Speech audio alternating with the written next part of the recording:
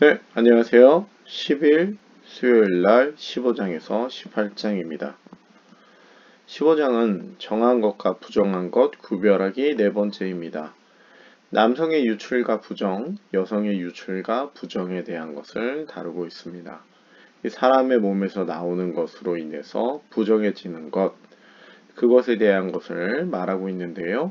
각 상황에 정결해지기까지 기간과 절차가 있다라는 겁니다. 이걸 조금 우리가 좀 읽어보시면 좋을 것 같습니다. 이게 어떤 경우에는 얼마의 기간과 어떤 절차가 있는지, 결국 각각마다 차이는 존재하지만 우리에게 보여주는 것이 있습니다. 부정함이라는 것, 그리고 이거를 좀 부정을 정으로 바꾼다는 것에 있어서 일종의 시간적인 개념을, 시간을 무시할 수 없다라는 것을 이야기를 합니다. 저는 이게 오늘날 우리에게 있어서 너무 쉽게 회개하고 너무 쉽게 끝내고 회개했으니까 끝 이런 식의 모습은 아닌 것 같습니다. 충분한 자신을 돌아보는 시간, 그런 게 필요하지 않을까 이런 생각도 이 본문을 보면서 드는 것이기도 합니다. 정결의 개념 배우기가 있는데요. 이게 이 15장 31절은 결국에 11장에서 15장이 결론입니다. 정한 것과 부정한 것을 구별해야 되는 것의 결론인데, 그 이유는 무엇이냐? 하나님의 성막을 더럽히지 않는 것이고 죽지 않도록 하는 것이죠. 결국 이스라엘 백성들이 이러한 것들을 구별함을 통해서 정결이라는 개념을 배우는 것이죠. 정결의 이 개념을 배워서 하나님 앞에 자신들이 어떤 자들로 살아야 될지를 고민하게 만드는 본문이 되지 않나 싶습니다. 자, 16장입니다. 16장은 속죄일 규례인데요.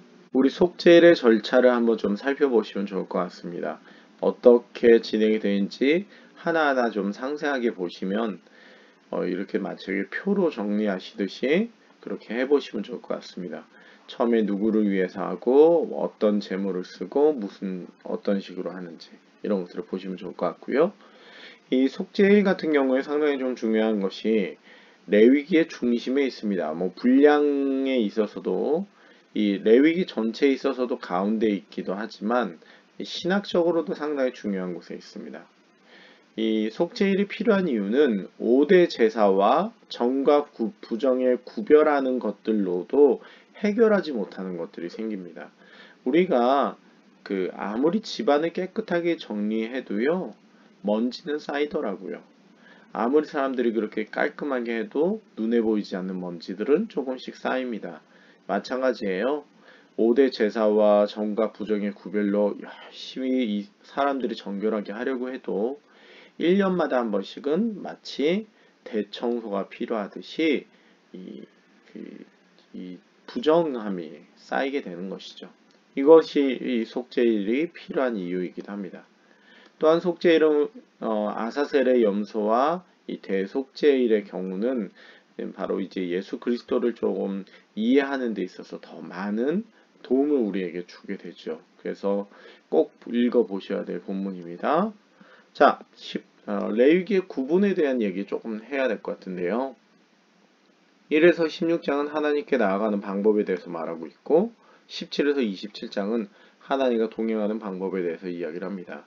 5대 제사 이야기가 나오고, 그리고 정과 부정을 구별하는 행동에 대한 얘기들이 나오는데, 특별히 11에서 15장 같은 경우에는, 정과 부정에 대한 11에서 15장 같은 경우에는 저번에도 얘기 드렸지만 꼭 죄는 아니다라고, 꼭 우리가 흔히 생각하는 그 죄의 개념과는 조금 다른 부정의 이 범주가 있다는 것을 얘기 드렸어요.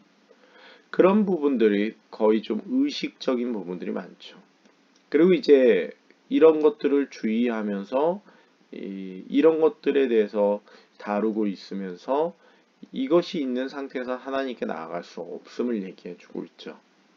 그럼 우리가 이 정결한 상태에 있는 우리가 어떻게 해야 되는 것인가? 하나님과 동행하는 모습은 무엇인가? 이스라엘 백성들은 어떻게 살아야 하는가? 네, 어떻게 살아야 하는가? 이런 것들을 다루고 있는 본문이라고 생각하시면 될 것 같습니다. 그래서 17에서 18장은 거룩한 삶에 대해서 이제 우리에게 이야기해 줍니다. 회막 외에 도축 금지, 그리고 피째 먹지 말 것, 그리고 금지된 성관계 이렇게 말해주고 있는데요. 피라는 것은 곧 생명을 이해하는 부분입니다. 이 문맥적인 의미가 우리가 거룩한 삶이라는 본문 안에서, 이 카테고리 안에서 이야기가 진행되고 있다고 말씀드렸잖아요. 이 거룩한 삶을 살아가는 데 있어서 우리가 이 거룩의 모습, 거룩의 삶이 필요하다는 것이죠. 이 피라는 것이 곧 생명을 이해한다는 것은 뭐 우리가 피째 먹지 말라는 게 뭐 지금 선짓국 먹지 말라는 것은 아닙니다. 뭐 이거 하면 안 된다, 뭐 피순대 안 된다 이렇게 얘기하는 것은 아니고요. 뭐라 그래야 되냐면 우리에게 있어서 거룩한 삶을 살아가는 태도에 대한 것들, 이런 것들을 이야기한다고 보는 게 더 맞는 것이죠.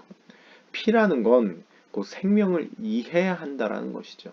이 생명에 대한 존중이 필요하다, 그런 것들이라고 우리가 생각해봐도 좋을 것 같습니다. 회막 외의 도축 금지는 이 광야 여행 기간 동안에만 정해져 있는 것인데, 이것이 우상 숭배를 할 수 있는 여지가 있기에 그것들을 막아야 할 것, 그것들에 대한 일종의 제한으로서 회막 외에서 금지한다는 것을 보시면 좋을 것 같습니다. 금지된 성관계에 대한 것들도 살펴보시면 좋은데요. 근친 상간이나 기타 부정한 관계 등을 우리가 읽어보시면 이 거룩한 삶을 유지해야 되는 것을 우리에게 말해주고 있는 것이죠. 여기에서는 그 당시 사람들이 다 했던 것들이 있어요. 하지만 하나님의 백성들은 거룩한 삶을 위해서 그것들을 하지 말라고 이야기하는 것이죠. 우리가 한번 요즘 시대의 화두가 되고 있는 성적인 문제 부분에 있어서도 이것들을 한번 고민해 보시고 하나님의 백성들은 어떤 삶을 살아야 될지를 고민해야 되는 것 같습니다. 네, 감사합니다.